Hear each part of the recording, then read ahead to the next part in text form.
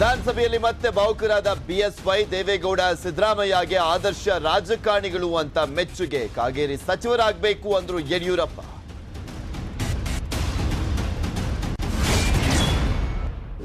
%40 commission ಆರೋಪ ಮುಚ್ಚಿಕೊಳ್ಳೋಕೆ ಅರ್ಕಾವತಿ ವಿಚಾರ ಪ್ರಸ್ತಾಪ.